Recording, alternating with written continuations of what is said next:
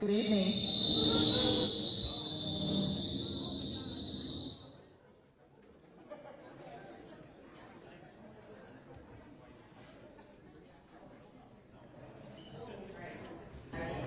Okay, let's try it again.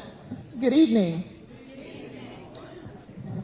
So thank you for joining us tonight and welcome to the District 1 Budget Town Hall. My name is Natalie Banks and I serve as your District 1 Community Engagement Officer. I will be your moderator for the evening. This town hall is part of our annual Budget Town Hall series and is your opportunity to let county leaders know what you and your communities think should be funded in the county's FY27 budget. This evening, we will hear opening remarks from your District 1 County Member Pete Smith. Then County Executive Pittman and Budget Officer Chris Trumbauer will share a presentation about the county's budget process and the outlook for the FY27 budget. After the presentation, we will open the floor for public testimony and you will get a chance to share your budget requests. Before we begin, I'd like to introduce the other elected officials we have in the audience tonight. Present, we have Delegate Mark Chang.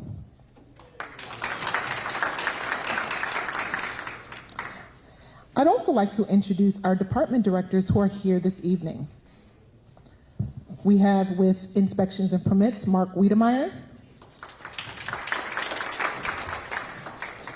With Public Works, we have Karen Henry. From Aging and Disabilities, we have Carissa Kelly. And from Libraries, we have Skip Auld.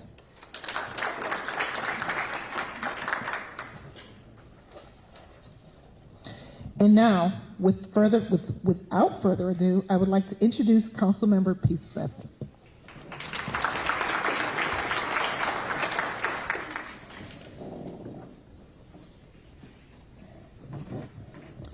This is sort of like bittersweet, right? I think the county executive has probably alluded to, I assume, this being our fourth and final budget for this cycle from 22 to 26. And it has been a tremendous honor, quite frankly, to serve in this capacity. For those that don't know, I've been sitting here in this seat off and on since 2012, quite frankly, and I've seen a lot of different leaders in that seat that you're in, and seen how the budget has evolved over the last 12 years, 13 years, and it certainly has been drastic.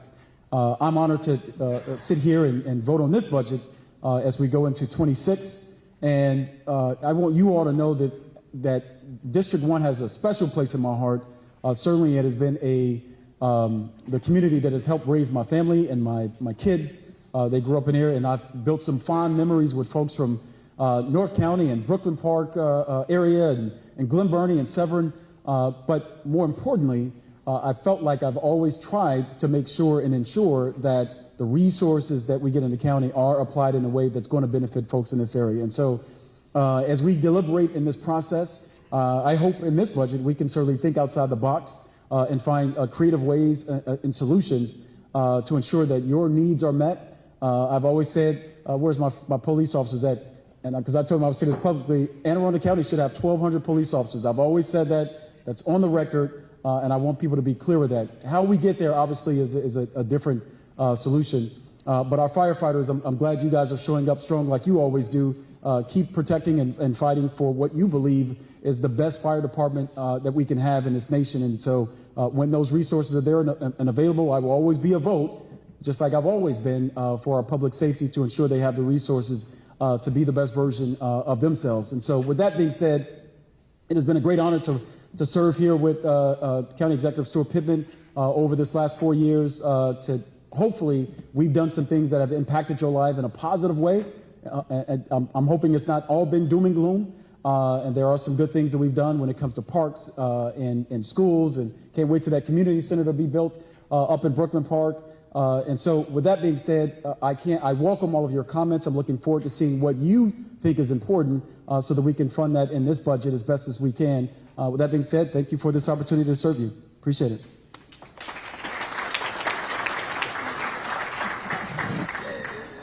Thank you, Councilmember Smith. And now I'd like to introduce County Executive Stuart Pittman.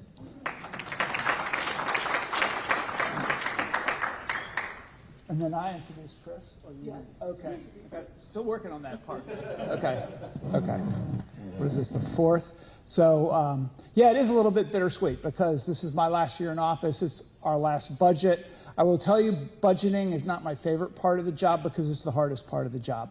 But budget town halls are also some of the hardest town halls that we do because we hear from a lot of folks, and almost everybody we hear from tells us that we should spend money on something, and there's always limited money. So that makes it, and I think just about everything I hear, I want to actually fund. So that's my problem. But I want to thank all of you for coming here. I want to particularly thank the department heads. We're very clear that they don't have to come to these budget town halls. It's a lot to ask, and some of them just keep showing up. And I'll tell you that they're sitting there and they're text messaging their staffs as you bring things up. So sometimes you might go home and the pothole will be done by the time you get there. But if it's something bigger, it probably won't be done.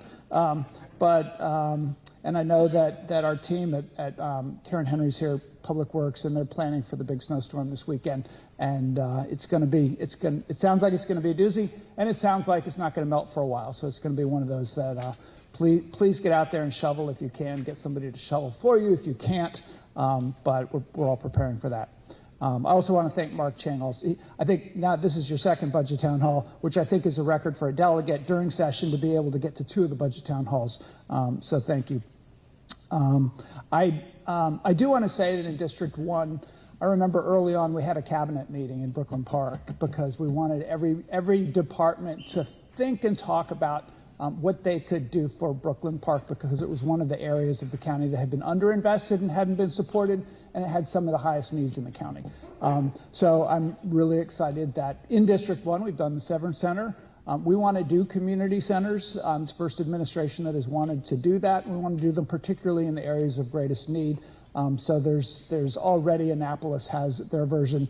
There's a Boys and Girls Club that's going to be starting in South County, and I'm really excited that we're going to be doing one in Brooklyn Park. I also want to commend those of you who've been involved in the Enough program, the organizing for that. Y'all put together, not just Brooklyn Park, but the surrounding area, a pretty extraordinary proposal to the state of Maryland. It's the governor's initiative to confront poverty in a way that is community-based and to drive investments into the community as well.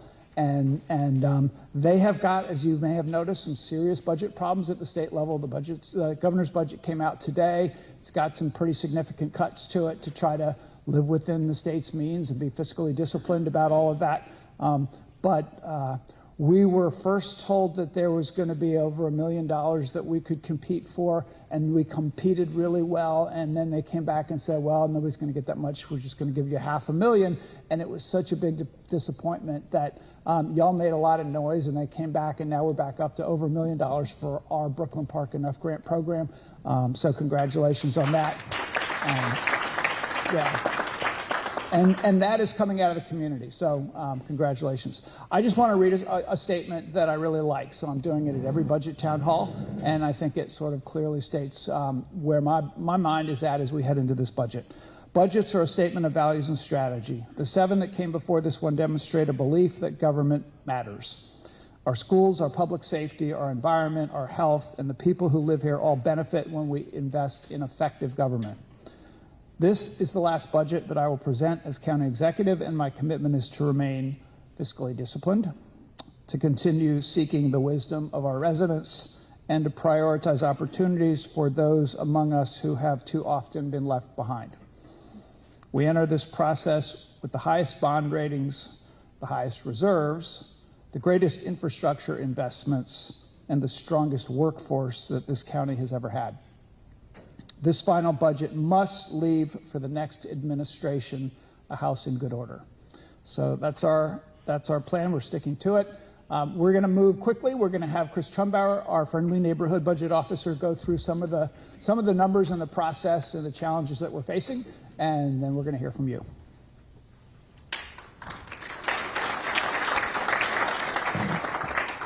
All right, great. Well, thank you, Mr. County Executive. Thanks, everyone, for coming out. I've got a few slides I'm going to blow through pretty quickly. I'm looking out. I'm seeing some familiar faces. A lot of you, this isn't your first budget town hall. But we're going to go through everything. The most important thing that we want to convey to you all right here tonight is that we are at the very beginning of the process. So on the screen, this nice color-coded chart shows you basically the budget development process. Right now, no decisions have been made, and that's why we have these town hall meetings now in January and early February, so that we can get input before we get to the decision-making process. Just today, in fact, some may still be doing it, but today is the deadline for departments to submit their requests to the budget office for review. So we haven't even seen any budgets yet, but we're hearing from you now. Now, another big date is May 1st. That's when the county executive introduced the proposed budget to the county council. So all decisions are generally made in April. We tune everything up. We get the budget ready for introduction May 1st. It goes to the council. They have 45 days, Councilmember Smith and his colleagues, to review the budget, work with the auditor's office, propose amendments, ask for supplemental things in the budget, and then everything has to be said and done and passed by June 15th. So it's not a ton of time, but there's a lot to be done, but it's a pretty successful process. All right, next thing I'm going to show you, everyone's natural question, hey, where's the money come from? Well, we know where it comes from. Mostly it comes from taxes.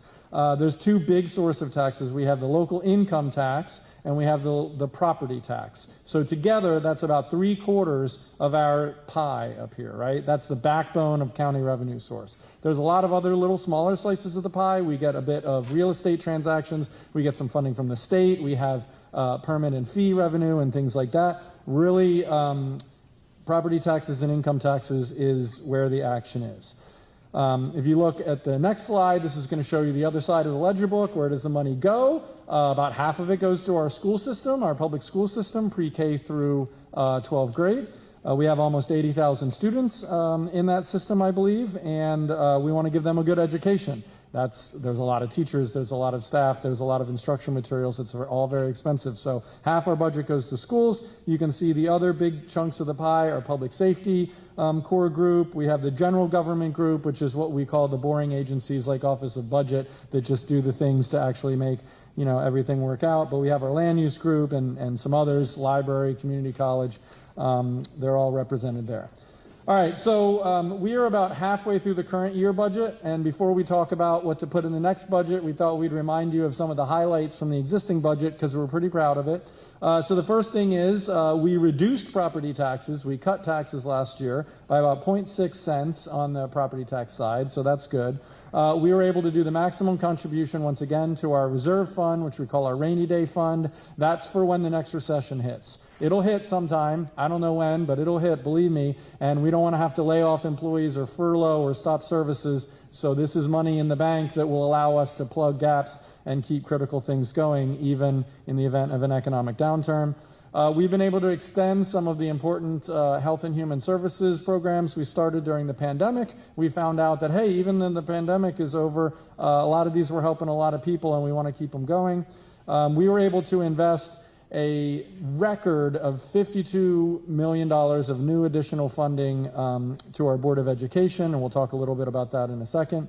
And then we created 14 new public safety positions, and we did all of this while maintaining the highest possible bond rating from all three bond rating agencies, which is pretty cool.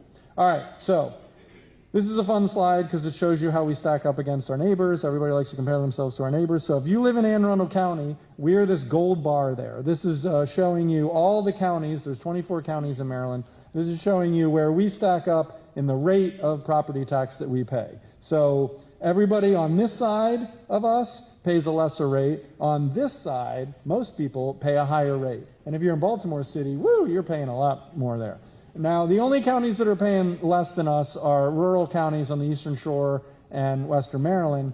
Because we reduced property taxes this year, that's what the arrow shows. It shows where our position was, and we cut taxes, and now we're even further on that side, okay? So, pretty good deal to live in Anne Arundel County on the property tax side. If you like that, I've got even better news for you. Here's income tax. Now, this is a little noisy because there's different tiered rates depending on how much income you make. But if you take the average rate, we are at 2.94% up to $400,000 of income. So that's, most of us don't make $400,000, right? So that's most of it. If you look, we're the 5th lowest in the whole state. So everybody else, all these other counties, 20 other counties, they're paying a higher income tax rate. Most of them are in the 3.2 to 3.3 range. Now, you will pay that much in Anne Arundel, but only on the income you make above 400,000. Okay, so if you're doing that well, then we ask you to pay a little bit more. Okay, next slide is going to show you visually just what our rainy day fund looks like. We've been building this up with the support and partnership of our county council through a couple of bills over the last 5 or 6 years to allow us to increase that rate and build up those reserves. The bond rating agencies really love that. I also love it as budget officer because we're going to need that money when things don't look so good. Next slide, as the county exec mentioned and also Councilmember Smith alluded to, this is the last budget of the Stewart Pittman tenure. And we thought it would be appropriate to show a little appreciation for those that have helped contribute to the success that we've had. First and foremost is our friends on the county council. County council members have passed every single budget. They've made every single budget better, and we are in a good fiscal place now. In large part because of the partnership on the county council, so thanks to Councilmember Smith and his colleagues. Our county workforce and bargaining units, our labor unions, have been good partners. They're doing tremendous work, and we thank them for their continued strong partnership. County Executive Pittman mentioned some of our department heads that are here. They're tremendous advocates for their departments. They do all the things to keep the county running, don't get a lot of thanks, so we wanted to thank them publicly. And then also the school superintendent and the Board of Education. We have a really good collaboration, a really good partnership. Not every county gets along with their Board of Ed, so we're pretty fortunate in Anne Arundel County, and we're able to get a lot of success because we work together so well. Okay, the next couple slides, we're going to talk about some of the investments we've made. The first one I want to talk about is public safety. That is a priority of the Pittman administration. He talks a lot about it. When he first came into office, he was very energetic about raising salaries and building our force. It's been tough. It's been tough, honestly, to get where we need to be, but we have made some progress. So we've increased funding by salaries for public safety by an average of 43.5% since this county executive took over. I think that's pretty good. And we've added a total of 164 filled public safety positions during that time. And we've been able to slowly but hopefully steadily bring the vacancy rates down too. We want to continue to bring them down. There's certainly more work to do, but we're proud of that incremental progress. Next, I want to talk about our school system. We've made tremendous investment in our schools. In the last 7 budgets, we've increased school funding by 43%. That's almost $300 million. That's a huge amount of money, but the good news is we're seeing a return on that investment. We're reducing chronic absenteeism. We now have 15 5-star schools in the county. That's a great proportion, and over half of our schools are 4 stars or higher according to the state assessment system. We were able to improve starting teacher salaries from 19th in the state of those 24 counties up to 4th in the state. And then we've improved the instructional staff retention rate, so when we get the teachers to come, they're sticking around longer. Vacancies have plummeted. And I'm going to show you this on the next graph. This is a great slide. Just 4 years ago, in 2022, we had 283 classroom teacher vacancies. 283 classroom teachers weren't in their classroom. Those positions were not filled. Class size was up. All kinds of things weren't getting done. Each year, we've been able to reduce that until the most recent data shows only 32 vacancies out of over 6,000 teacher positions. That's less than 0.5% vacancy rate. That is tremendous. We'd love it if it was 0, but that's pretty darn good, right? Bus drivers. Remember a few years ago when everybody got the notice that your kid might not get picked up because we didn't have enough bus drivers? We had 93 bus driver vacancies out of a total of just over 600. That's because they were all leaving to go drive for Amazon and everything else. So we increased salary. We increased recruiting efforts. The school system did a great job. Last 2 years, we've had 0 vacancies in our school bus drivers. So that's a big success. All right, so now I know what you're really here for. What do we see when we look in our crystal ball? What do we think the budget year is going to be? Are you going to be able to fund what I'm going to come up and ask you for in 5 minutes? Our revenue looks pretty good right now, and I say that with a little bit of uncertainty just because everything's kind of weird now. You know, at any given moment we could invade Greenland or do something else crazy, so we just don't know exactly what's going to happen. But as far as we can see, our property tax revenue is stable, our income tax revenue is slowing down, but we're still projecting a little bit of growth, but that labor market is weakening. And our real estate revenue is pretty flat because mortgage rates are just still high. Once they go down, we'll get more revenue from that. On the expenditure side, what we spend money on, we have been able to raise up our wage growth of our employees, which is really good, but that has some follow-on costs of pension and other compensation aspects that add to that. Our debt service payment are increasing because we're doing more capital projects, and we've had added operating costs come onto the books because as we build new things or take over a new park or have a new facility, we have to maintain and staff that new thing, and that gets added to the operating budget. And then the external factors, this is kind of what keeps me up at night, what I'm worried about. Defunding of federal government services, we've seen that happen already, and we've seen threats to have even more.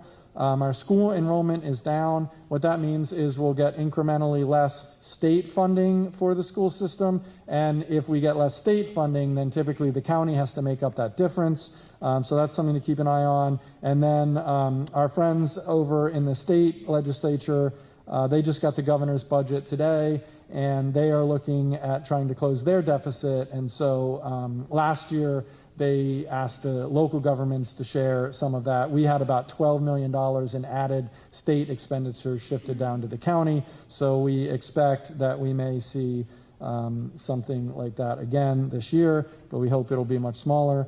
And we know our delegates are doing what they can. So that's generally the lay of the land. Last thing I'm going to do with you guys is just give you an idea of what it's like to be the county exec during budget time. In a few months, the budget team is going to have a meeting with him, and we're going to show him something similar to this. It's going to have all these built-in increases like debt service, pension contribution, health insurance, vehicle rate adjustments, all these things that we have to do, we can't do anything about. We're going to total them all up, and we're going to give them an amount. For right now, for the purpose of this exercise, we're going to say that's going to cost somewhere around $40 million. Now, our revenue projection at this moment, and it's subject to change, but we think it should be about $120 million greater than last year. Now, it's a $2.4 billion budget, but we think we'll get $120 million of new revenue. So that's what we can spend on new things or things that cost more, right? So that 120, we got to take that 40 million right off the top. Those are things we can't do anything about. So now we're at 80. Then we got to do our pay packages with our bargaining units and our non-represented employees. We don't know what that is yet because we're in the negotiation phase. Last year it was 21 million. It was a 3% cost of living increase. For the sake of this exercise, let's just plug 20 in there. It's a nice round number. So we take another 20 off of that top. So we started with 120. We took out 40, took out another 20. We're left at 60. 60 is still a lot of money, right? Yes, we can do a lot with 60 million. You guys are going to ask us for stuff that doesn't cost 60 million. We should be able to do that, right? Well, the things at the bottom of the chart, we got to fund our library system, community college. Our department directors are going to ask for new things. We got to consider all those. The big one that I've circled is Board of Education contribution. So the superintendent, his request, additional funding compared to last year is $100 million from the county, right? $100 million. So even if we put everything we had that isn't already spoken for, that would be 60 million. That only gets us 60% of what the school system asked for. And that doesn't leave anything extra for our library system, our department directors, our new things that people want. So that's why we have these meetings to hear what your priorities are. So when County Executive Pittman has to make the tough decisions of what are we going to fund, what can't we fund, we have the community have some input into that. Because I'm here to tell you, I'm not trying to be the bad guy, but we're not going to be able to fund everything that is requested from the community or our department directors or the Board of Education. But what I can promise you is we're going to do what we always do, which is look at every dollar. How can we make it go to the most important things? How can we stretch it? How can we make it go as far as possible? And we're going to prioritize as best as we can. All right, so if you like talking about budget and you like learning about budget, I got some great news for you. We've got some additional resources. You can go to Open Arundel and see a lot of budget data. You can drill down into department level budget data at our Budget Buddy. You can go to the Budget Office page and see the actual budget book from this year or previous years. And you can go to the Your Budget page and you can see this presentation or some other things for the town hall. And then our very last slide, this is important. If you're not going to speak tonight or you are going to speak and you want to email us too, please use this email, budget-comments@aacounty.org. If you have friends or folks in your community or neighbors or family that weren't able to come tonight but they want to put their 2 cents in, please send us an email. Every email is received, read, it's cataloged, and we present a summary of all the findings to the county executive so he sees everything that people are saying, okay? So everything is read, and it does make a difference. I will personally tell you that multiple times through my tenure in this position, I've seen things come out of these budget town halls that weren't on our radar and we didn't know about, and they got added to the budget because of this effort. So county exec mentioned it's tough for him because he wants to do everything and he knows he can't, but this is a productive process, and we thank you for your attention. I'm going to get out of your way and turn it back over to Natalie so we can hear from you all.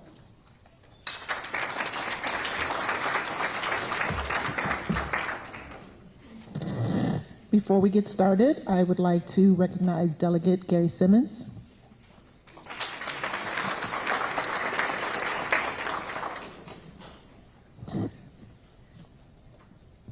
Now it is time for the public testimony portion of the evening, where you get a chance to hear from you. This is your chance to let county leaders know what you would like funded in the fiscal year 27 budget. Each speaker will have 2 minutes to give their testimony. You will see a timer on screen to help you keep track of time. And for the sake of time, the county executive and council member won't respond to every comment, but they are listening and taking notes. I will begin by calling the names of people who signed up to speak when they checked in this evening, starting with the residents of District 1 and followed by everyone else who signed up.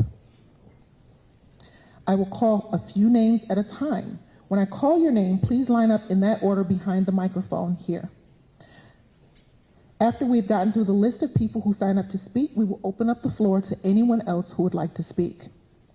If we don't have time to hear from you tonight, or you think of something else you'd like to share, please email your requests to budget-comments@aacounty.org. budget-comments@aacounty.org. I will now call on several of you. Please line up behind the microphone in order to speak. Furthermore, please speak directly into the microphone so that everyone can hear you clearly. And please state your name before you begin.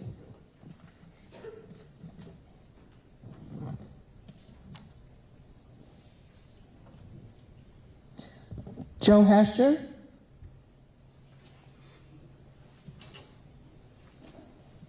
Cade Shannon. Gavin Allison. Austin McFarland. And Kendall Kotowski.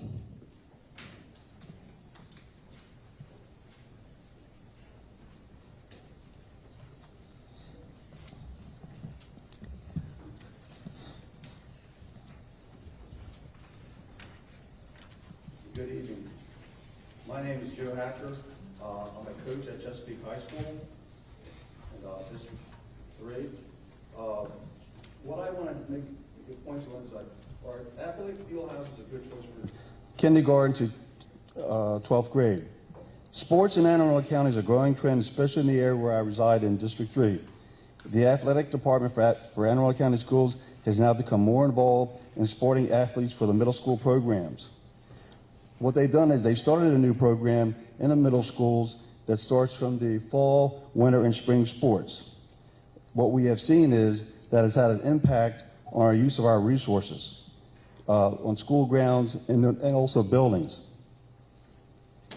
The purpose of having a field house is the engagement and athletic development for high schools should have a field house. Provide a dedicated space for physical education and sports activities, supports year-round training regardless of weather conditions, offers facilities for multiple sports programs, inclusivity, and variety, enhances the school spirit and community development through events, improves student health and fitness by encouraging regular exercise, serves as a venue for hosting competitions and community events. The value of service to the community by offering the open fitness space activities such as craft sales, athletic camps, tournaments, and unlimited other ideas can generate rental income for the district. New school administrators are discovering that the athletic field houses they have space within their campus are a better choice because they offer the more flexibility for students and their community. Athletic field houses are typically large structures that are built by using pre-engineered metal buildings. This is definitely a need in the community. As you can see, the athletic programs within Anne Arundel County itself is growing by leaps and bounds. Thank you.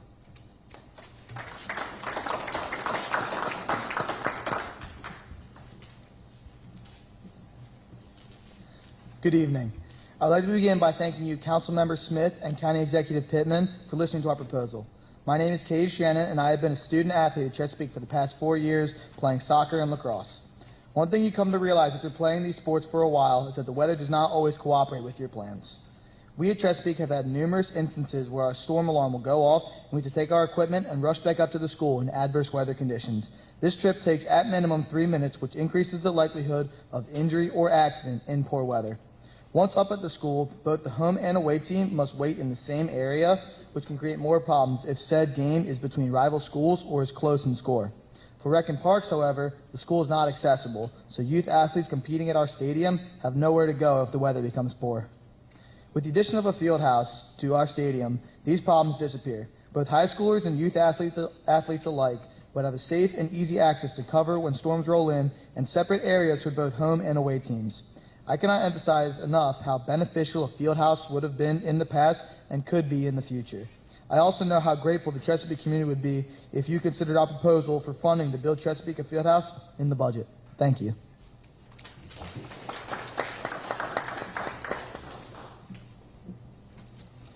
I'd like to start off by thanking Councilmember Peter Smith and County Executive Stuart Pittman.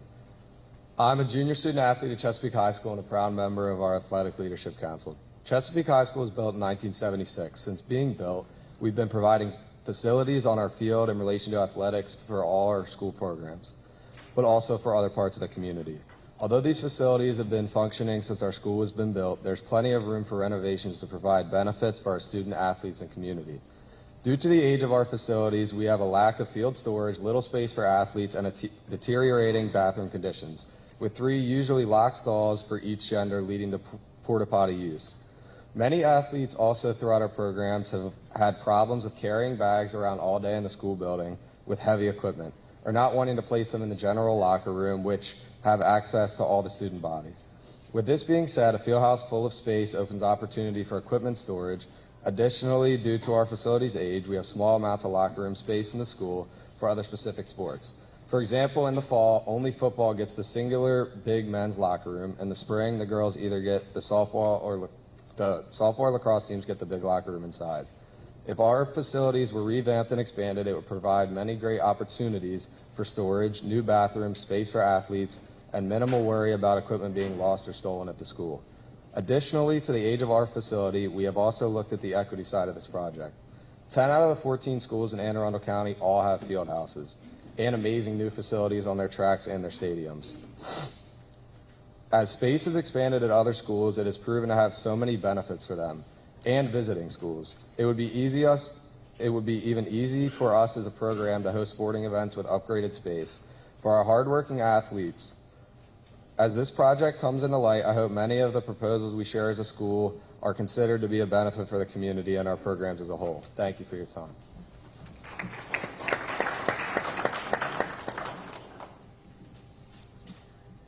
Good evening. My name is Austin McFarland. I'm a senior at Chesapeake High School, and I'm a 4-year varsity scholar athlete for both field hockey and lacrosse, and I'm a member of our Athletic Leadership Council. Sports have helped shape my life. There are approximately 600 athletes at our school, demonstrating that athletics is an integral part of our community. I'm here tonight to advocate for a crucial addition to our high school, a field house. Our athletic programs are more than just extracurriculars. They're integral to the development of our students, fostering teamwork, discipline, and physical well-being. Moreover, storage is a major issue at Chesapeake. As you know, our county fosters equitable access and opportunity. Currently, our sports equipment is scattered across various locations, leading to disorganization and potential damage. Each sports team has rotations for upperclassmen to transport equipment and vehicles in order to both practice and participate in games. Like other high schools, adding a field house would centralize storage, ensuring equipment is properly maintained and readily accessible. This not only saves time, but also reduces the risk of injuries caused by disorganized equipment. Investing in a field house is an investment in our students' future, providing them with the resources they need to excel athletically and academically. Thank you for your time and consideration.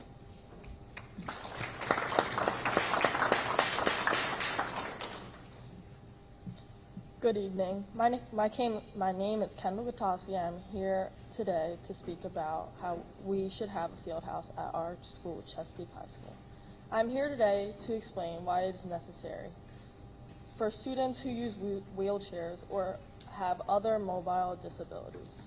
Under laws like Americans with Disabilities Act, schools are required to provide spaces that are accessible to all students. And right now, Chesapeake is having a hard time meeting those expectations, especially during events like football games when members of Best Buddies are invited onto the field, or unified bocce meets with additional disabled students might be at our school, or even just bocce practice. Our school currently consists of 2 members in wheelchairs and several more with other mobile disabilities. If they need to use the bathroom when they are on the field, it is a very long process because they cannot use the stairs to access the current restrooms. It takes more than 5 minutes alone to go up the ramp by the street. Then they need to get back into the ticket line to re-enter the stadium. If it is an emergency, they might have trouble making it. We want people of all abilities to feel comfortable and equal at our school. Therefore, we need to have ADA-compliant restrooms available to people who need them at field level. Please help us make our school a more disability-friendly environment. Thank you.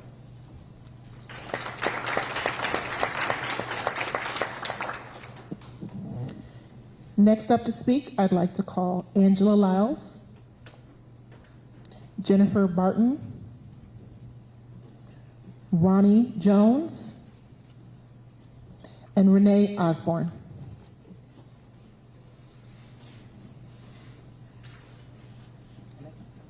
Thank you and good evening, Councilman and Executive County Member. I'd like to thank you for this opportunity. My name is Angela Lyles. I am a facilitator for the food bank at the Center of Transformation in Hanover, Maryland, under the leadership of Apostle Abraham Shanklin. And we are thankful for this opportunity to plead and petition on behalf of the Anne Arundel County Food Bank. So it is our understanding that the FY27 budget for the food bank is going to be, we're requesting, rather, I'm saying we because I'm part of that, I'm a partner with them, $2 million. So we would like to ask that it be approved, only because we see the devastation, we see the looks of gratefulness when the recipients come to receive, and the food that we receive from the food bank is just so helpful to the recipients because they come in droves. My pantry alone has about 40 to 50 cars that come, 2 or 3 families per car, which means it's about 12 individuals that are relying on this one bag of food that we get. 1 bag of produce, 1 bag of meats, 1 bag of dairy, which has to be divided by 13 people. So if the budget was increased, if we could provide them a little bit more to sustain what they're already getting. We've been doing this since the onslaught of COVID in 2020, and the numbers continually grow. We see so many cars and so many people that are in need.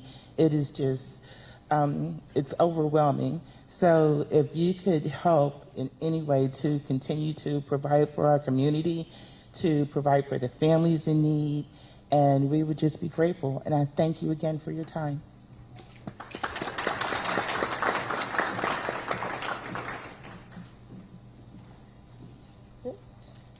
Good evening, Councilman Pittman, Councilmember Smith. My name is Jennifer Barton. I am a proud resident, mother, daughter, grandmother, homeowner and taxpayer in District 1. I am also a proud board member of Hope for All. According to the latest edition of Poverty Amidst Plenty, more than 36,000 people in Anne Arundel County live below the federal poverty level. More than 220 working households in Anne Arundel County do not make enough money to cover all of their basic expenses. Hope for All is a Christian ministry whose mission is to provide basic furniture, household items, and clothing to people of our community who are without the financial means to make their basic needs. We strive to offer stability in their daily lives and hope for the future. We are the only nonprofit in Anne Arundel County that tackles the issue of furniture poverty and clothing insecurity for families. In fiscal year 25, our Turning Houses into Homes program delivered full households of furniture, housewares, clothing to those coming out of homelessness. We served over 441 families, and that's over 1,300 individuals. In this district alone, we served over 50 families. Thank you so much for the support that we received from the Community Support Grant, Casino, Race Course. However, our costs are approximately $1,000. We need $1,000 in program funds to deliver in our Turning Houses into Homes. Our ask is that you continue to support Hope for All and bring a balance to our partnership and increase funding for Hope for All. Thank you.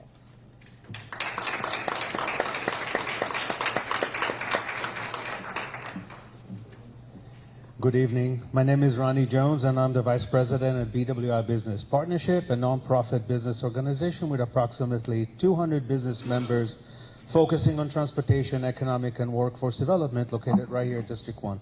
Thank you, County Executive and Councilman, for allowing me to be here this evening and speak to you.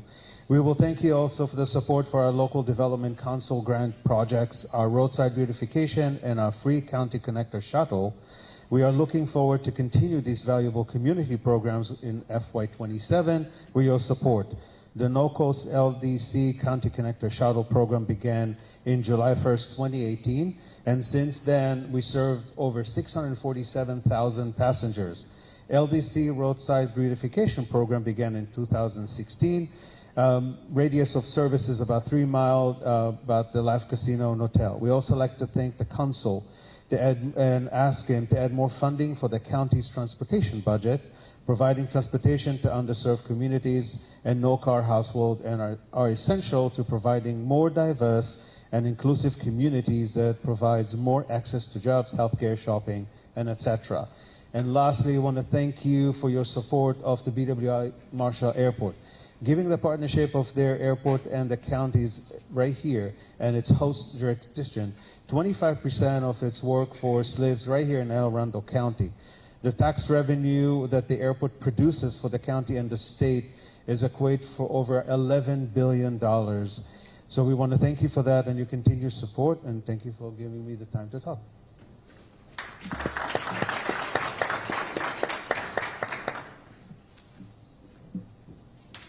Good evening. My name is Renee Osborne. I am the president of the North Linthicum Improvement Association, as well as the Overlook Elementary School, PTA. Before I get started, I wanted to thank Pete Smith, Mr. Chang, Mr. Simmons, as well as Linda Harris for all their support they've given us over the years. Your commitment to our community doesn't go unnoticed, and we're grateful for each of you. I'm here tonight to speak about one very clear budget priority for our community, the funding for the sound barrier wall along 295. For years, 40 to be exact, North Linthicum residents have been told that this project is coming. We've been told that the funding exists, that the funding doesn't exist, the design is underway, and yet year after year, nothing's changed.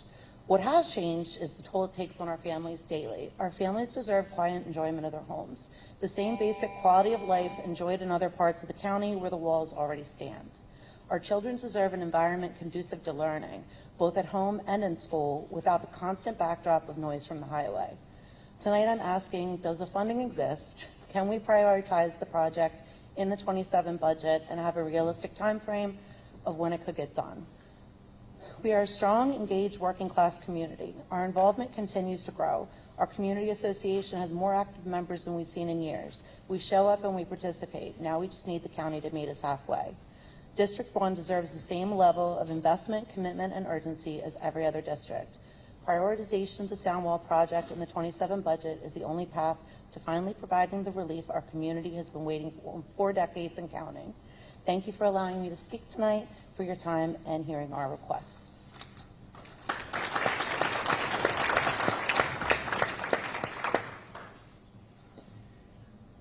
Next up, I'd like to call Don Rayu, Robert Davis, and Jessica Gallardi. You know, as Renee is coming down, I mean, not Renee, who just spoke, as Don is coming down, for Renee, the sound barrier wall has been an issue for quite some time. And I know Delegate Simmons and I, we've had conversations over the years. Because it's a state road and the state, they usually are the ones that would fund that. It hasn't been in the county budget because it is a state highway project. And so trying to get it prioritized as a state funding project is something we certainly tried to work over the last couple of years. It didn't help that the districts changed, and then you lost the sort of continuity with the previous leadership of this area. So I'm sorry it's taken as long as it has taken. I wish we had our CIP program could literally put it in there, but we certainly have to work through the state to make that happen. But it is not lost on us to make sure that thing gets at least the visibility so that the state leaders can actually appropriate the funding for it. Thank you.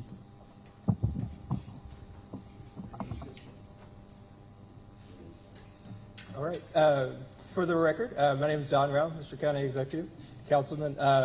It's my great privilege to be here tonight. As a resident of District 1, live in Severn, and I'm also a proud board member of the Arundel County Library Foundation Board of Directors.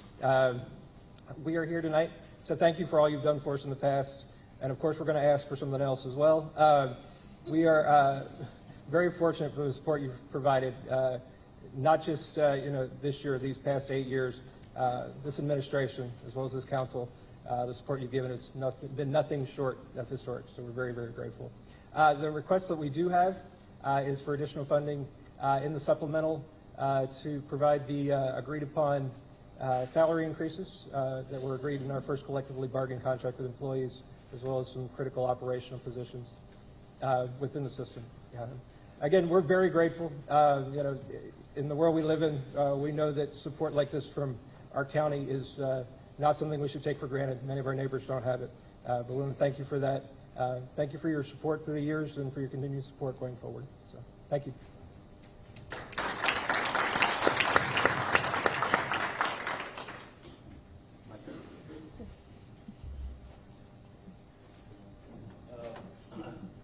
I'm just a taxpayer. Robert Davis is my name.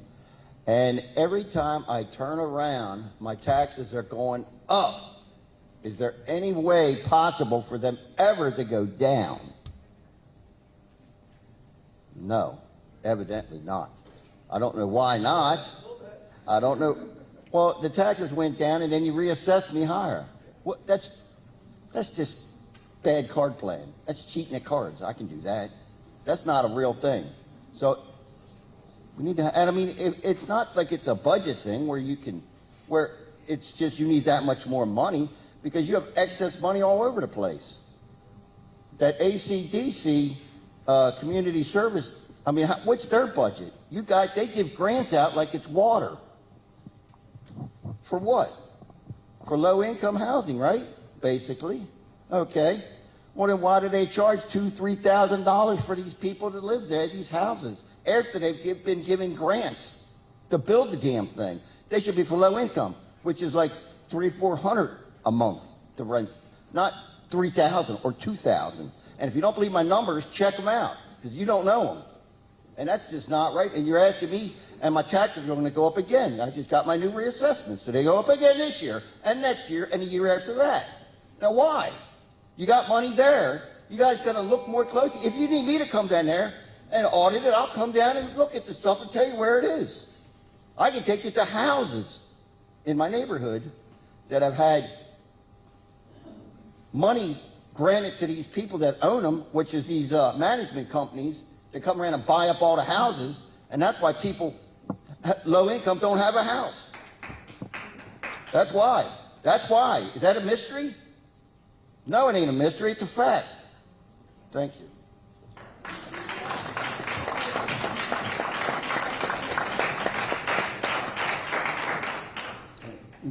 I guess just for clarity, the state assessments on houses happens, what, every 3 years? So individual properties are reassessed by the state every 3 years. They control that mechanism, and obviously we control the property tax level at our end. But just so you're aware, it does occur every 3 years throughout the state. So your property will get assessed during that period. The good news is you live in Anne Arundel County, so we have a law that says that it can't go up more than 2% every year, whereas for other counties it can go up 10%. And in the city of Annapolis it can go up 10%.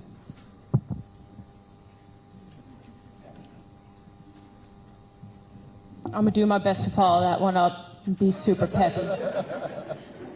My name is Jessica Dialawardi, and I've been a volunteer at Anne Arundel County Animal Services for 5 years now, and I'm also a resident of District 1, by the way.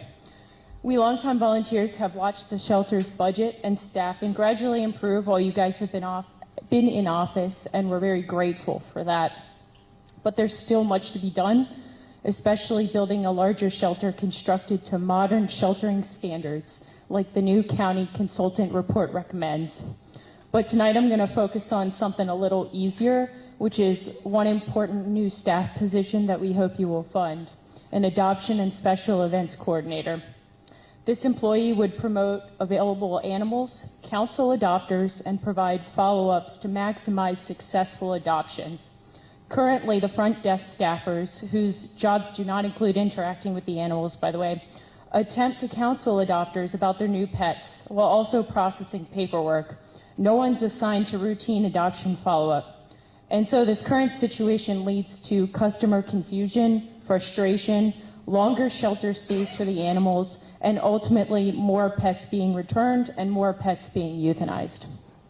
The shelter employee in this new job would also be responsible for arranging for adoptable animals to attend special events throughout the county that are being held by other organizations, as well as oversee special events at the shelter, such as our Halloween party.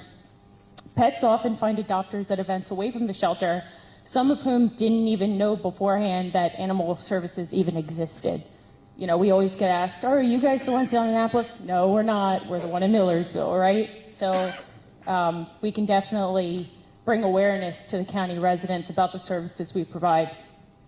Unfortunately, the shelter has not been attending many such events because this responsibility is assigned to an employee who already has more than their full-time job's worth to do overseeing shelter volunteers as well as the fosters.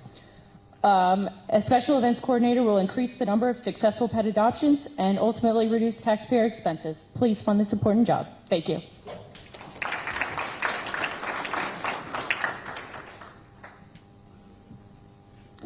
Thank you.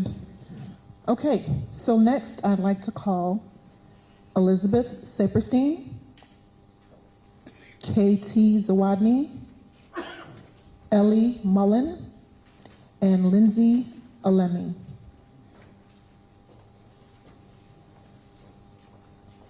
Good evening. My name is Elizabeth Saperstein. I'm the school social worker at Meade High School.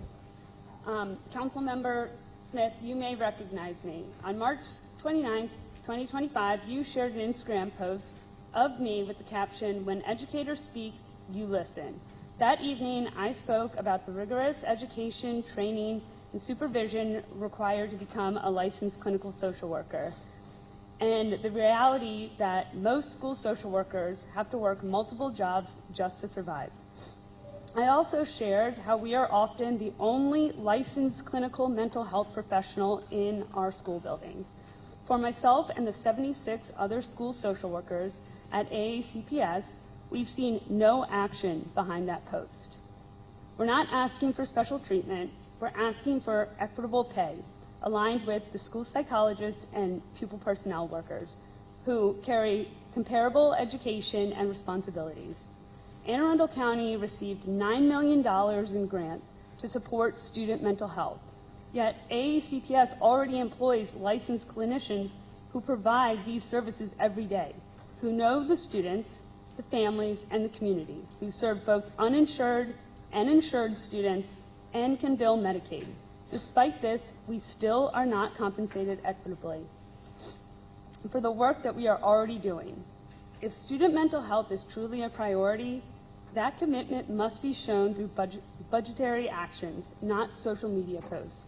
Because it's not just the 76 school social workers watching. 1,500 social workers across the county are watching, and they will choose to work in other counties where they are valued. Please fully fund AACPS 2027 budget and include pay equity for school social workers.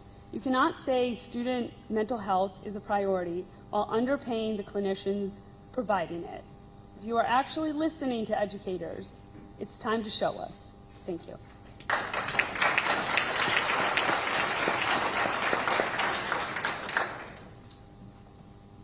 Hi, my name is Katie Zawadny. I'm the branch manager at the Brooklyn Park Library. The Brooklyn Park Library is a dedicated community resource, not only providing access to library services, but also an on-site social worker, an Anne Arundel County Workforce Development Career Navigator, and we're getting ready for AARP to provide free tax prep services starting in February. So first of all, thank you so much for investing in the Brooklyn Park community. The existing funds for the Brooklyn Park Library renovation project will ensure that our 50-year-old library is ADA compliant, creates a new conference room, includes an elevator to expand access to both levels of the library, and has adequate staff space. The Brooklyn Park Heights Park renovation is gorgeous. If you haven't gone yet, highly recommend.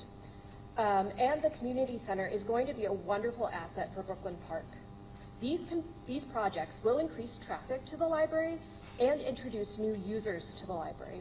It is imperative that the library has the capacity to serve this increased traffic. This year, the library is asking for additional capital funds for the Brooklyn Park Library renovation. These funds will cover replacing the original metal roof, the original single-paned windows, and replacing the end-of-life HVAC system. These new projects will ensure an energy-efficient building and address repeated service calls for the failing HVAC system. Combined, the existing funding and the new funding will provide an essentially new building at the fraction of the cost and a fraction of the time. I want to extend my gratitude to County Executive Pittman and Councilmember Pete Smith for their unwavering support of the library. Thank you for your time and consideration.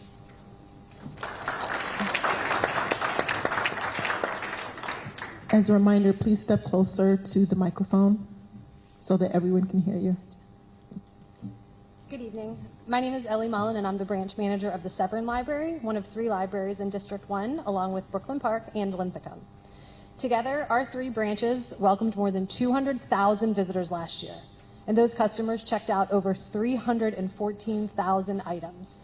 These numbers are clear evidence of how deeply our community relies on library services, but they're only part of the picture. Every library in our district is dedicated to supporting and empowering residents to create a true place of belonging, a space where everyone is welcome, respected, and supported. This support comes in many forms.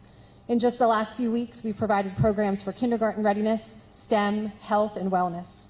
We've helped customers apply for jobs, access pension benefits, find tax forms, and connect to social services. 2 weeks ago, we hosted the mobile pantry at the Severn Library. We reached 87 community members who are facing food insecurity. Our services aren't only in the branch, though. We take our vehicle Twig out into the neighborhoods, and in December alone, Severn met 631 customers outside of our walls. Our customers truly value the services we offer. Here's what they've had to say recently. Thank God for the public library. How would I afford all these things on just Social Security? I don't know where you ladies hide your angel wings, but you're a blessing for sure. I'm so glad I walked in here today. I found the right person. I got all the help I needed. Can I call your mother and tell her what a wonderful person you are? These meaningful interactions happen every day across the entire county. This highlights the essential role that libraries play in strengthening our communities. To continue providing this high-quality service that our county relies on, we respectfully ask the county to honor the collective bargaining agreement and fund the 3% merit increase and 3% cost of living adjustment for all library staff, as well as the supplemental request for vital behind-the-scene positions. In closing, I'd like to express sincere gratitude to County Executive Pittman, Councilman Smith, for your unwavering and enthusiastic support of the libraries, and especially the Local Development Council funding for the Severn branch. Thank you.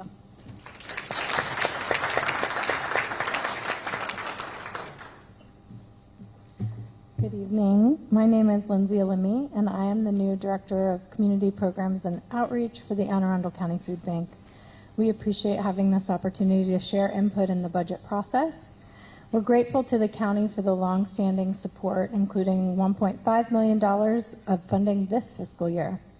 On behalf of the food bank, I respectfully ask that you consider increasing your funding in the 27 fiscal year to $2 million to help us respond to the increasing demand in our county. In recent weeks, it has been jarring that in nearly every local meeting I have attended, even when food insecurity was not the priority topic, it has taken center stage as service providers have described the unprecedented need they are witnessing. According to our friends at the Department of Social Services, they are receiving an average of 135 new SNAP applications daily. Anecdotally, pantry partners have reported that visitors to their pantries have lost SNAP benefits.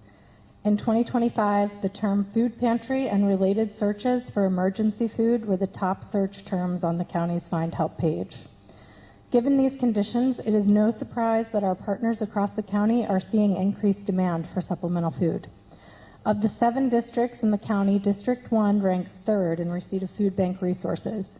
From July through December 2025, partners across 19 locations distributed over 431,000 pounds of food, reaching nearly 39,000 people. In addition, our mobile pantry program, designed to reach the pockets of our community in greatest need, visited the district 6 times, reaching another nearly 2,000 people and distributing over 20,000 pounds of nutritious food. As I have heard in these meetings, the county's commitment to support its most vulnerable residents, we ask for consideration of our request for $2 million to ensure that our more than 66,000 neighbors experiencing food insecurity in the county can continue to access nourishing food.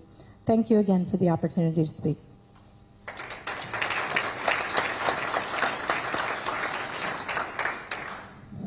Thank you.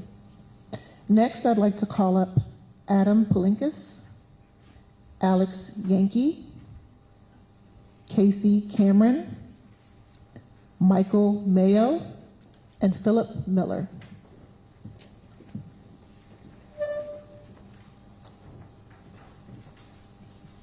Good evening, County Executive Pittman. Good evening, County Executive Pittman and Councilman Smith. My name is Adam Palinkas. I'm a resident of Anne Arundel County. I'm the Secretary-Treasurer of the Anne Arundel County Professional Firefighters. Growing up in the 1980s, I remember watching Rescue 911. The message was simple. When somebody called 911, help arrived and people survived. We all know real life isn't that simple, but residents aren't asking for a guarantee, just a chance. A second chance when there's a medical emergency, a fire, or a serious accident. And that chance depends on 2 things, timely responses and adequate staffing. Recently, the Anne Arundel County commissioned an independent standards of coverage study. That study was clear. Anne Arundel County is understaffed. It calls for a minimum of 4 firefighters on engines, trucks, and squads. Today, only 4 of 31 fire stations meet that standard. And one of those 31 stations isn't staffed at all, the Ferndale Fire Station, right here in District 1. Ferndale has 0 career staffing. Volunteers respond there occasionally, and I do mean occasionally. But that is not a reliable emergency response system. The study also highlighted the county's reliance on cross-staffing, where multiple pieces of apparatus share a single crew. When one unit responds, the other is left out of service. On paper, the equipment exists. In reality, it's unavailable when citizens need it the most. This model is failing the citizens of Anne Arundel County, and it's failing District 1. Not long ago, this area had more protection. Ferndale had a staffed crew. Glen Burnie had both a staffed engine and a truck.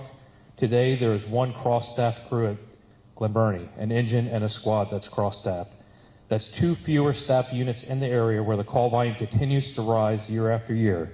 Mark my word, residents here have been affected by these staffing decisions. But when staffing is inadequate, when stations are unstaffed, when we're left asking the same question over and over, would it have made a difference if help had arrived sooner with enough firefighters?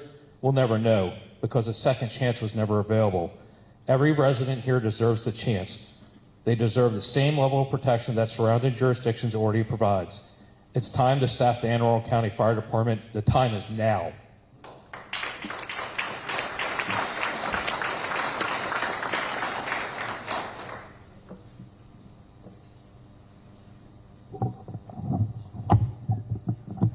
Sorry, I'm a little taller than him.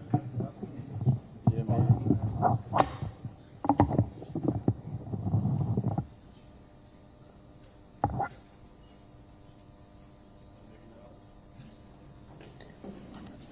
There we go. Nope, now it's off. Is it working now?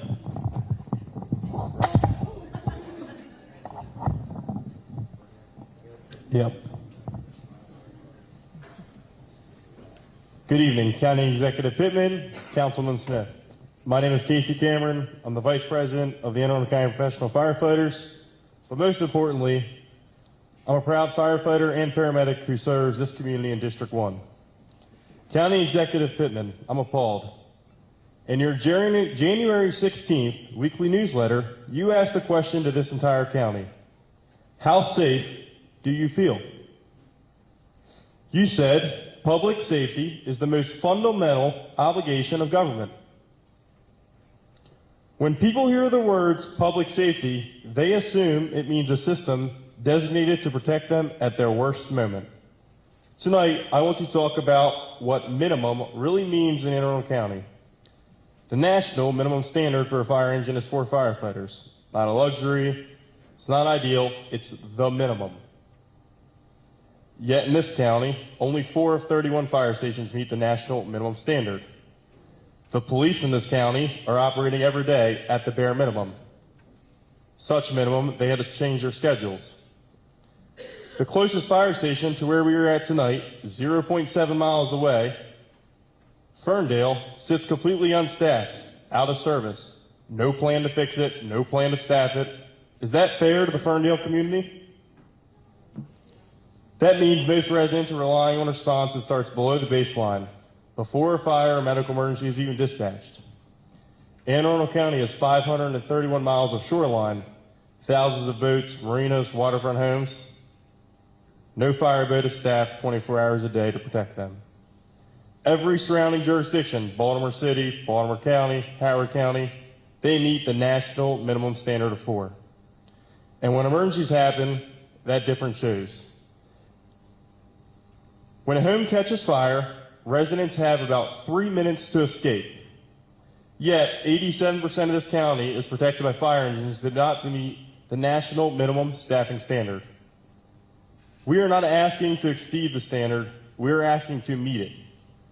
Minimum staffing is not about comfort, it's about whether there are enough hands to do the job safely. The system we have today did not happen overnight, and it didn't happen by accident.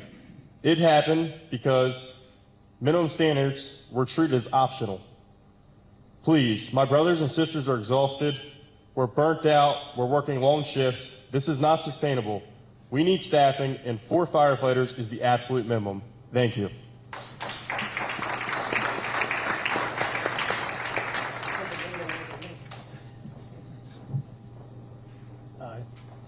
Good evening, Mr. Smith and County Executive Pittman. My name is Alex Yankee. I work at the Brooklyn Park Fire Station 31. I've been in the fire department for 18 years, been a county resident for 37. So my message is very similar to my brother's. We don't meet the national fire protection standard of 4 on trucks and engines. We currently have 3, which is much better than it used to be. However, if you go to Baltimore County, Baltimore City, Howard County, Montgomery County, they all have 4, which when the time comes really helps. So the NFPA standard sets a minimum of 4 firefighters on the first 2 engine and ladder truck for effective fire suppression and rescue operations. This 4-person staffing ensures that our safety and the resident safety is optimal. We currently, as they stated, only have 4 of those 31 engine companies that have 4. And those 4 companies are cross-staffed. So, for instance, Glen Burnie, if they go out on the engine company with their 4 personnel, that rescue squad just sits there. There's no one to take it out. So if there's another emergency in the Glen Burnie, Ferndale area, as they stated, 34 is on staff, so there's really no one to come in besides Brooklyn, which we're in the city a lot. So that puts a pretty big burden on this district specifically. And I think that's all I got, since Casey took my other 30 seconds. So thank you.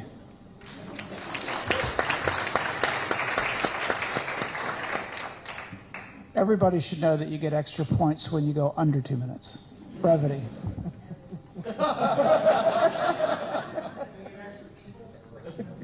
Hello, County Executive Pittman, Councilman Smith. Sir, can you step closer to the microphone? Yep. I'm here to discuss the staffing, like my fellow compadres did, and I want to thank you for your continuing support of both the fire department and police department. My name is Mike Mayo. I'm a captain for the Arundel County Fire Department. I'm in my 25th year. Like everyone else here, I'm a stakeholder in the process and protecting the citizens, but I'm a little bit more involved because I was born here. I was born in Annapolis. I went to Broadneck. Sorry, I know it's District 1. I grew up in District 5. I bought my first house in District 5, and I'm currently a station commander in District 5 in one of the firehouses there. I'm very proud to serve the citizens of Arundel County. I'm very proud to do what I do. A lot has changed in the department in my 25 years. When I first got hired, we had 480,000 citizens in Arundel County. Now we have over 600,000. When I first got hired, we ran about 50,000 calls a year. Now we run 103,000 plus. It just keeps growing. The county keeps growing. It's a great place to live. The citizens deserve the safe standard, the safe staffing that we're talking about, that we're asking for. As an officer, I can tell you that that fourth person means the world to us. It makes a monumental difference when we run a call, life and death or otherwise. To having that extra staffing, it means a lot to us, and it makes a huge, huge difference, and that's a reason why it's become a standard. Where I work, we cross-staff a fire engine, a pumper tanker, and one of the new fire boats. I am captain on one of the new, commander for one of the new fire boats. They're fantastic. I know the county's put out a lot of money for them, but we're not staffing them. We're cross-staffed. So if we're out on one of those other pieces, that brand new $3.5 million investment doesn't get out. So same with Avalon Shores. If they're out on another call, then that boat doesn't get out. And not being staffed, it's an extended response time. It could take us 15, 20 minutes for us to get that boat out from either one of the stations. I'll wrap it up. Staffing additional units as well as properly staffing the current units the life depends on it. The time of doing more with less is over, and the citizens in Arundel County deserve it. Thank you for letting me speak.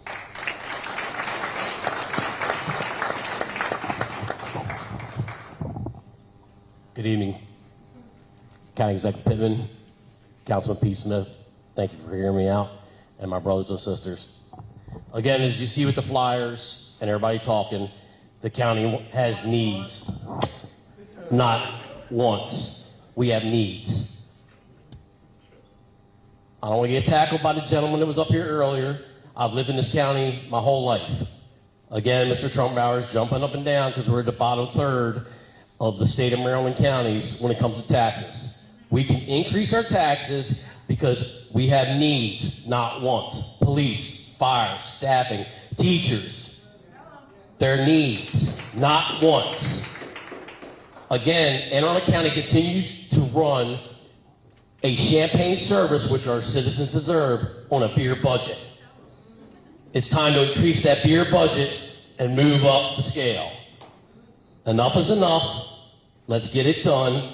You say you want us to help us. This is how you help us. County Executive Pittman, Councilman Pete Smith, you both attended Fire Ops 101 and saw and felt just a little bit of what it takes to go into a burning building with 2 people versus 3 people, and to work on a heart attack victim with 3 people versus 4 people. Time is of the essence. That time is now. Oh, and a little fact finding. I had a retired member point this out to me. Did you realize in the 1970s that there was a fire tax in this district? There was. That's what needs to happen now. Thank you.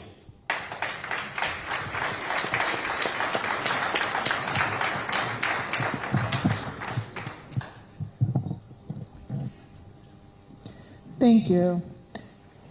Next, I'd like to call up Chris Weinstein, Michael Shire, Obi Atkinson, and Kyria Abreu.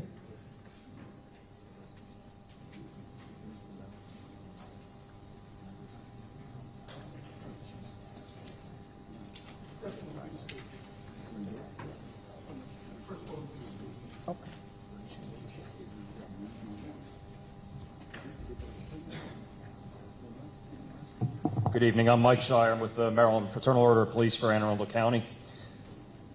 First of all, I waited 25 minutes for one of those fully staffed fire apparatus to come save me when I was in trouble. It was a painful 25 minutes. County Executive Pittman, in 2024, January 26, you wrote, "Do we have enough cops?" In your newsletter, the resounding answer was no, we do not. You said that as a national average, we should have 1,364. At the time, our study said from 2016 said we needed 824. We've never even gotten there. Okay, you said, I made a commitment to get there, and then you said you failed. You still haven't gotten there. On January 16, 2025, you said publicly, talk about the 11 or 1,200, they're absolutely right. Our FOP said we need 11 or 1,200 because we were talking about what you, Mr. Smith, was talking about. Mr. Pittman, you agreed. We're at 787, folks. Going down. 30% deficit from that 1,100. We do not have enough cops. You bragged in a recent newsletter about reducing crime. Okay. We bleed that. You brag, we bleed. You said we're going to family-friendly 12-hour shifts. Half our members don't find that to be very family-friendly, working from 7 to 7. Congrats, Chris, on your newborn. You raised salaries. You did say that. Well, we fought and fought with your budget office and your personnel officers to raise those salaries. Thank you for finally relenting, but you have not raised staffing. That has gone down. Mr. Trumbauer explained how to fix the problem. Bus drivers, goose eggs, 0 vacancies because they paid them fair salaries. You had a hiring bonus, $20,000 hiring bonus. Your personnel officer said it's doing a great job, then they cut it in half. Your quote, we need to grow our staffing, but I doubt we can afford to make much headway. For shame. You made a commitment to this county. Do not back off it now. We are begging you. Do not back off it now. I know that you don't like us up here telling you these truths. I know it's hard for you, but I guarantee you, if you weren't sitting there, you'd be right behind me in this line, advocating for what is right. Like they said, public safety is the most fundamental obligation of government. Our officers are exhausted, our firefighters are exhausted, and we are tired of hearing these commitments with no follow-through. Please do what it takes to staff our public safety agencies. Thank you.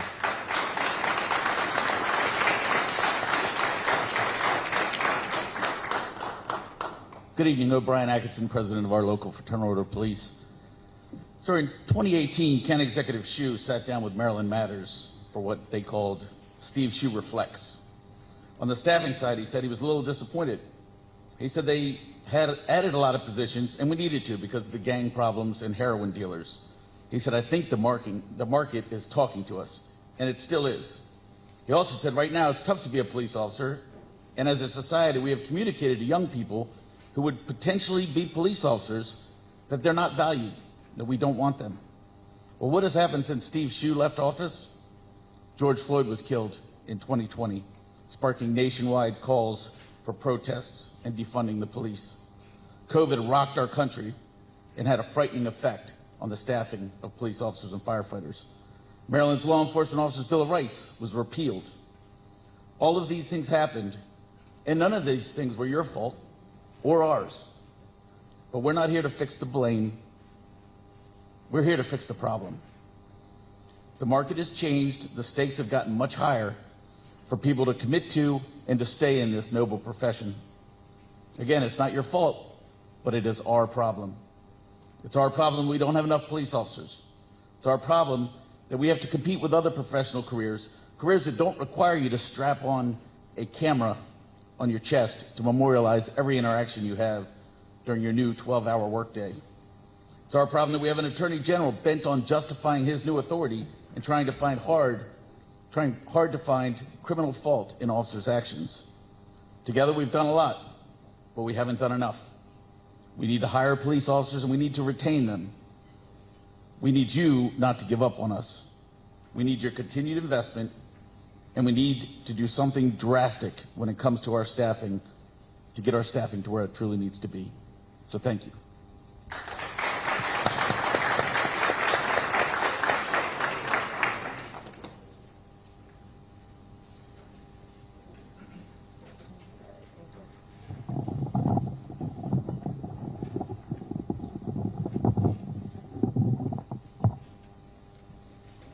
Good evening. Thank you for this platform for community members. My name is Kyria Brew. I'm a proud board member of the Annapolis Immigration Justice Network, known as AIJN. And professionally, I work as a legal advocate with a nonprofit who serves unaccompanied children who have been abused, abandoned, neglected, or who have survived labor or sex trafficking. Day after day, I work with children who have had to grow up far too fast. Instead of only focusing on school, friends, or play, they're navigating courtrooms, legal uncertainty, and trauma. Every child deserves a childhood, and every child deserves someone to advocate for their safety and stability. That is what AIJN does. We connect children to legal service providers so they are not alone in a system that can be overwhelming and frightening. Because of this county's past support, AIJN has connected approximately 209 immigrant children to legal services. With this county's continued support, we can reach and help more children find stability and safety, allowing them to shift their energy from navigating a complex legal system and back to being a child, focus on school, friends, or play. This county support of AIJN is not just funding legal services, it is protecting childhoods. It is giving children of our community the chance to have hope, safety, and the opportunity to imagine a brighter future. The investments this county has made in supporting immigrant children and families make our entire community stronger and safer. Thank you for considering the contribution of funding critical programs, including the Legal and Wraparound Service Program with the Partnership for Children, Youth, and Families and the Family Protective Initiative for fiscal year 2027. Thank you.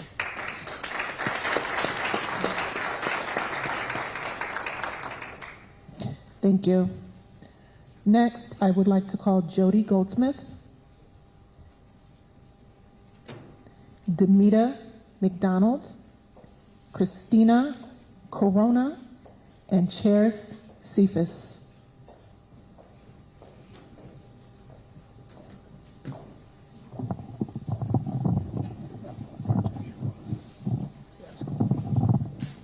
So, thank you very much, and thank you for the opportunity to talk to you, and hello again, County Executive and Pete. Good to see you again. So anyway, so I'm Jody Goldsmith, President of the Jewish Federation of Annapolis and the Chesapeake. And I'm from District 6, but I love this county, okay? And I'm happy for the opportunity to speak here. And we, of course, and everybody has to look into the budget, and I know it's a tough process. I'm hearing one after another great cause, but I have to bring up another one. I'm also president of Congregation Knesset Israel in Annapolis and the vice commander of the local post of Jewish war veterans. And what we're at, our main purpose of our federation is to try to get security funding for the religious organizations of our area, and of course fighting anti-Semitism in the schools. And so what I'm asking for tonight is to consider, and you've gotten a letter on this too, is to consider the spending some money for security funding for all religious organizations, not just Jewish organizations, but all religious organizations. Certainly churches are under threat, especially I know in the state organization I've been participating in Annapolis, in the city of Annapolis, the black churches are certainly concerned. And just this week, there was, right in Bethesda, a anti-Muslim graffiti case. So, I mean, it's ugly. It's ugly out there.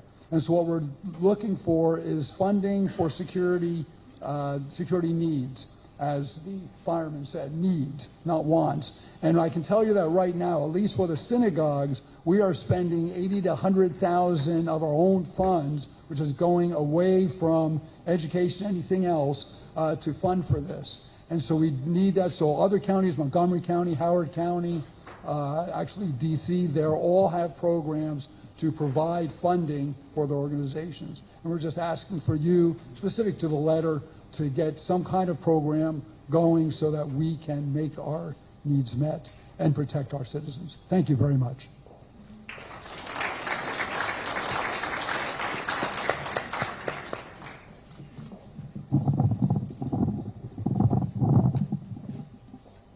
Good evening. My name is Demita McDonald, and I'm the chair of the Library Board of Trustees. And I'm also the mom of a toddler who loves story time at the library, where he's learning to get ready for kindergarten.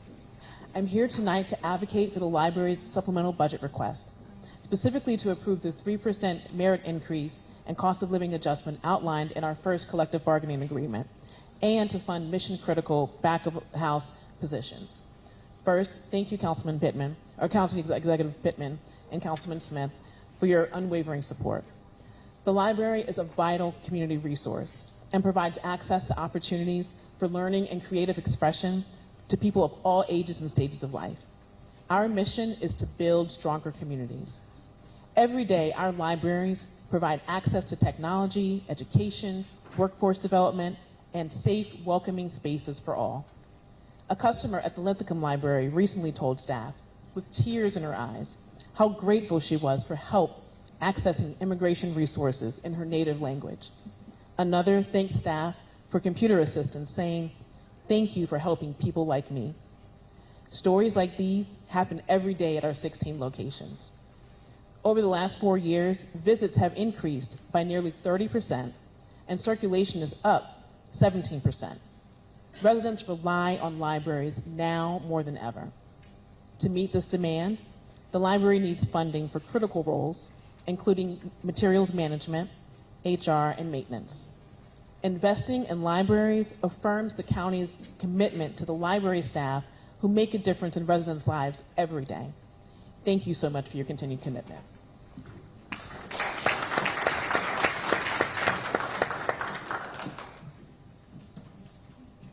Good evening.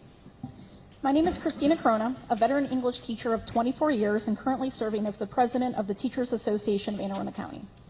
County Executive Pittman, we appreciate the efforts you've made over the years to support our public education system. However, please do not rest on what was done in the past. This is your last year in office, and we urge you to create a lasting legacy to ensure our school system has the funding that educators need to live where they work and have the sustainable workloads they need to best serve their students. The superintendent's budget request this year goes a long way to bringing us to the staffing levels we desperately need. First, this budget adds an additional 10 English language development teachers, which are still needed to bring down class sizes despite the recent drop in immigrant student enrollment. Additionally, includes 82.2 special education positions. These are a variety of positions that also include 8 speech-language pathologists, which are needed to address the growing number of students with speech impairments. Additionally, the increasingly challenging behaviors of elementary students mean we need even more support staff to help our classroom teachers. This is why we also support the increased pay for TSAs, who are our lowest paid staff, yet they often work with our most challenging students. The individual assistance TSAs provide is essential to providing the support that both students and teachers deserve. We're also glad to see the funding for 2 additional school counselors, a social worker, a school psychologist, and a PPW. This will help to reduce caseloads, though of course we certainly could use even more staff. Now, while we're glad for the increased staffing, we must also make clear that we're disappointed by this year's proposed COLA, which we are still advocating to be amended. We do understand these are difficult budgetary times, but a 2% COLA does not keep up with inflation, which means next year's paycheck will not be able to stretch as far as it does today. The work of being an educator is more challenging than ever. Educators do not deserve the additional stress caused from having to worry about how to pay the bills. We urge you to fully fund the Board of Education's wages and staffing request that you'll get in February to ensure we have the school system that our educators and our students deserve. Thank you.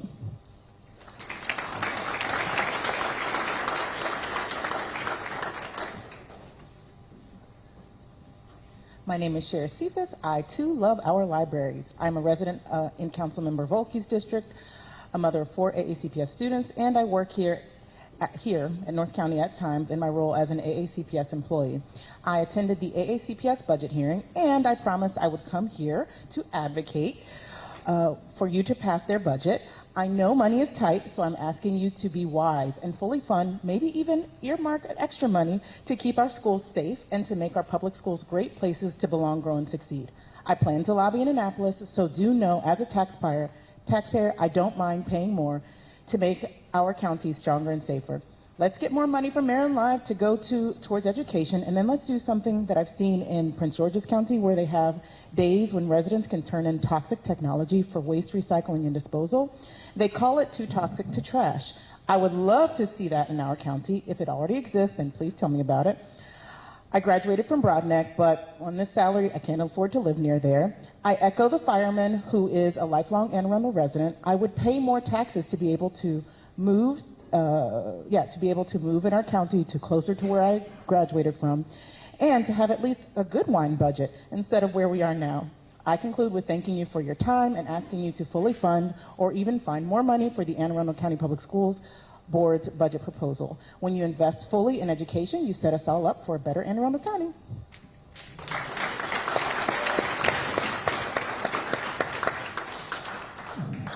Thank you. Now we will open the floor for anyone who has not yet spoken. If you would like to present your budget request, please line up behind the microphone now.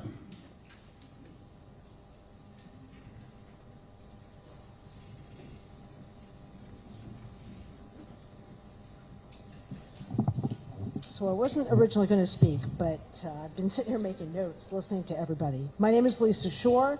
I'm an advocate and a frequent user of the Severance Center. I swear the place is magical, and I know you've seen it, and you know the magic. It's a catalyst for good, and it's a hub for physical and mental health for the community. I want to ask you guys for two things tonight. Number one, keep the funding for the Brooklyn Park Community Center. It will make a significant difference in Brooklyn Park. And two, fund more staff for the Severance Center. It is the one senior center that's open 8 to 8, 7 days a week. And it functions at the same staffing levels as the other senior centers. So the staff has a lot on their plate. Safe, engaging public spaces like parks, libraries, and community centers have a significant and positive impact on the community. Investing in these spaces actually saves money in the long run by building strong, healthy communities, and they improve the quality of life in Anne Arundel County. Please continue to support them. Thank you.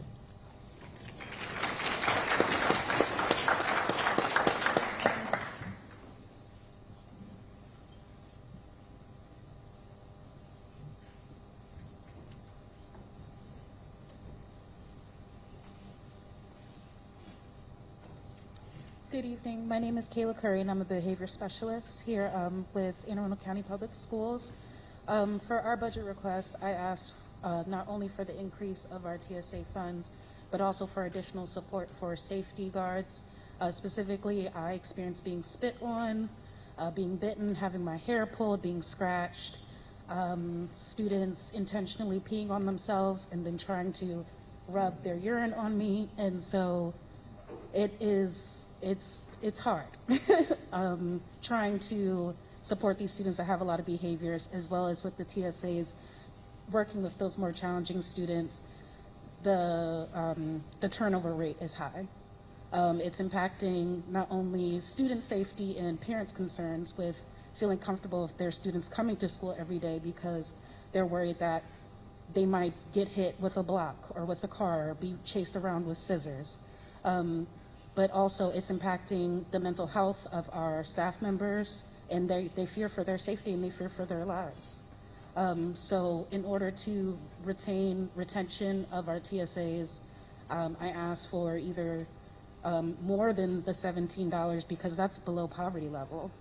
In order for us to live in Maryland, and we're close to the DC metropolitan area, we're one of the most expensive states. So in order for those TSAs who I know have passion for our students and see their potential, they need to be paid more than that $17 an hour to at least be able to feed themselves and provide for themselves. And also we're going into our own pockets to buy snacks for those particular students that they don't get to eat at home. So when they come to school, now they're destroying the classroom, or because they take a particular ADHD medication, it's impacting their appetite. So then they have a behavior in the middle of the day. So just think about our students, please.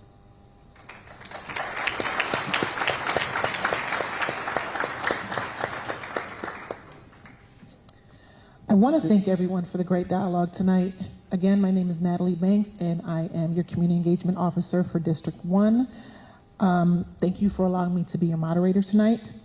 If you have any additional budget comments you want to share, remember you can email them to budget-comments@aacounty.org. You can also watch tonight's recording at the Anne Arundel TV's YouTube page. Now I will turn it back over to our elected officials for closing remarks, and we will begin with Councilmember Smith and then County Executive Pittman. Thank you. So, knowledge is power, and I'm grateful I've had the time on the council to ensure we were able to address as many needs as we can with the resources that we do have. Obviously, if you look back over the budget over the last 25 years, I can tell you with certainty the largest year-over-year increase in budget happened under Stuart Pittman's leadership. Not that I'm trying to give you credit for anything. Where in 2020 it was about maybe 220 million from year-over-year increase. On average, our annual budget only increases by about $80 million. So if you take the last 25 years, go back to 2000, and look at every single budget since then, it only grew about $80 million on average. Only 2 years of that 25 years where it actually went down, and that was during the housing crisis right around that season. But traditionally, the budget has gone up. And you are right. Anne Arundel County has been a very conservative minded budget county for its entirety. In fact, for those that don't know, Howard County has 300,000 citizens, half our population. We have 600,000 citizens, but our budgets are almost identical. They have a $2.4 billion budget for 300,000 citizens. We have a $2.5 billion budget for 600,000 citizens. Could you imagine what we could do with an extra $1 billion in our budget if it was today, if it was $3.5 billion? Those are the type of creative sort of policies that I think, at least in the last 10 years, we've certainly tried to change that dialogue, but we haven't had the political courage as a county to actually make some of those leaps to really right-size our budget to address the right sizing of our services that we provide here in the county. And so you all have been impacted by that, all the services that you provide, and you've done an excellent job serving this community in the county with the money that we have provided. And so I hope as we go forward, we look at creative ways to increase that revenue so that our economy is booming on all sides, on all cylinders, so that we can increase that. Prince George's County, somewhere around $6 or $5 billion. Baltimore City, their budget was close to $5 billion, I think, as well, and they have less than our population. So really, Anne Arundel County's budget should be, based off our populations with the big six and the largest jurisdictions, somewhere around $3.5 billion, if not more. I'm being conservative on that number. And so, good Lord, if we can only have that additional revenue, we can take care of all of those problems that have existed. But that will come with decisions that we make long term. And look, I will give him credit. We have certainly tweaked that budget sort of mechanism over the last 7 years that was not done in the previous 3 county executives that I have served with. I've served with John Leopold, with Laura Newman, with Steve Shue, and it was always, not saying they're bad people, but took this flat approach to the budget while the population did this. And so I think as we move forward, the county really has to lean in and say, who are we and what should we be funding, and at the right levels to make sure all of you all don't have to come back here every single year, because it drives me crazy hearing the same thing every single year, and I feel like I'm handcuffed by some of the policies that we have in place from a fiscal standpoint to give you what you need. So I hope as we look forward, you see some of those things to rise to the top so that we can change those policies to really impact you in a positive way. Thank you.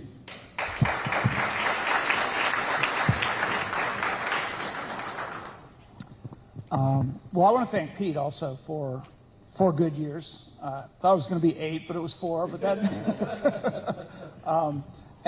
but even those 4 where Pete was not county executives, some of that time you were working in our administration and doing veterans issues, and so thank you for your service. It's been a good partnership.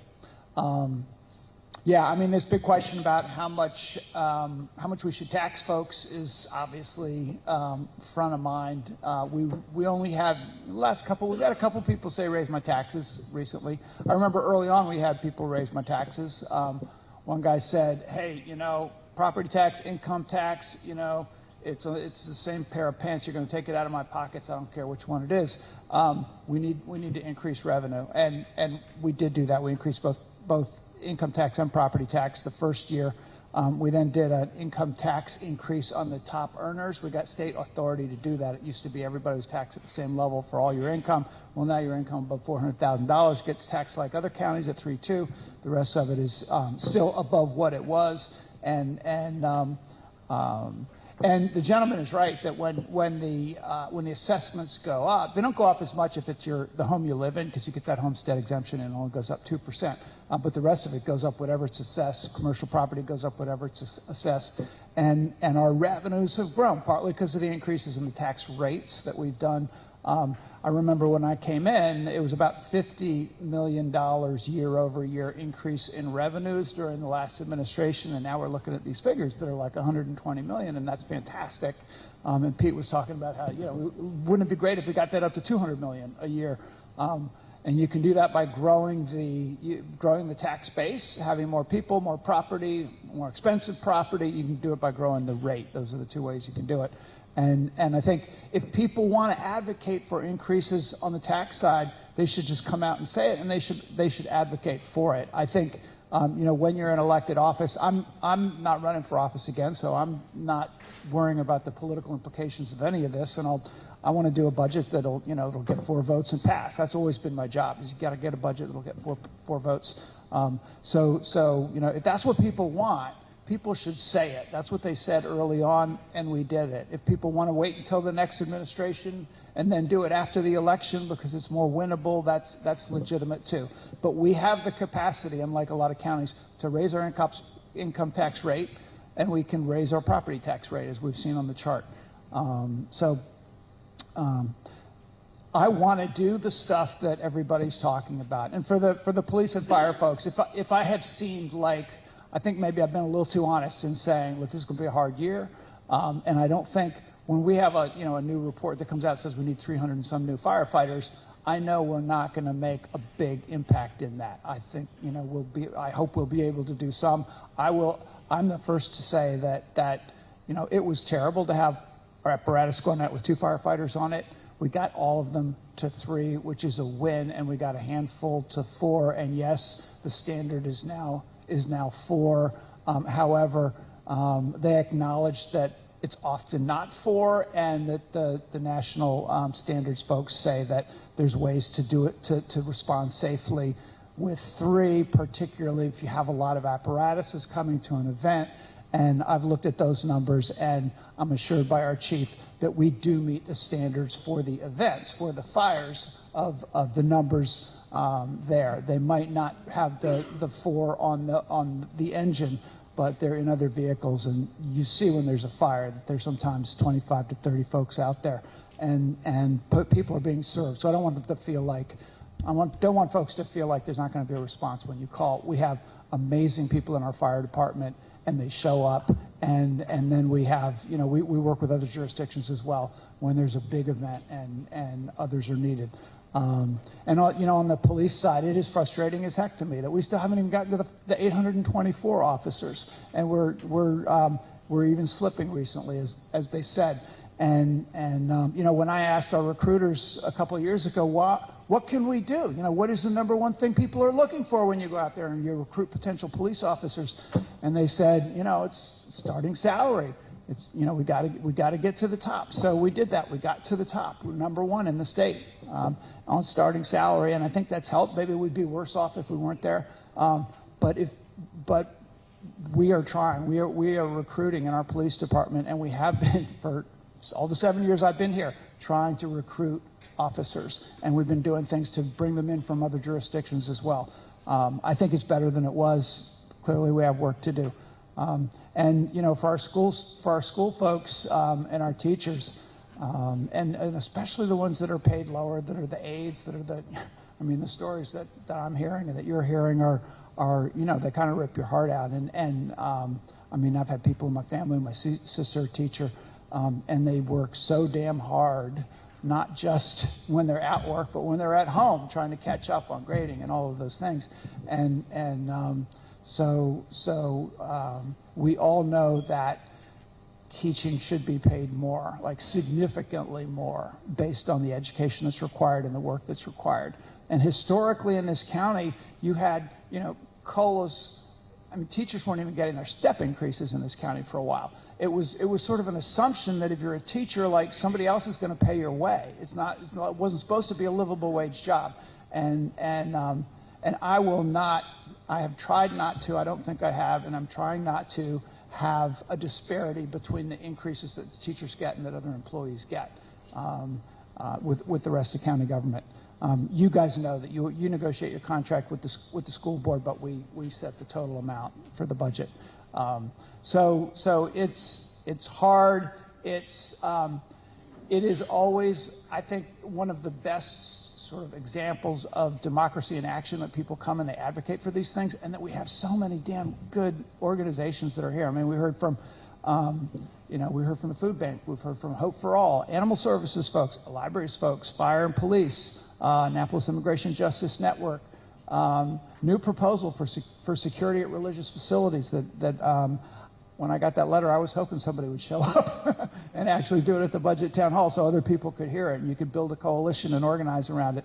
Our AACPS folks, we got our Chesapeake High School Fieldhouse folks. We had students from Arundel High School at the last budget town hall advocating for a field house. And it's just so damn good to have people coming out locally talking about what they want funded. So again, it is, it is effective government is worth investing in, I believe. And we do have to have that hard conversation about what our tax rates should be and how much growth we want to do in our county as well, which is why we have our general development plan and we have our region plans and all of that. I hope that the next county executive, I suspect they will, because it would be hard not to, continues this tradition of doing a budget town hall in every district. I won't turn to my left and ask, but anybody who might be running for this office, I hope they do. It's hard, but it's worthwhile. So thank you for showing up.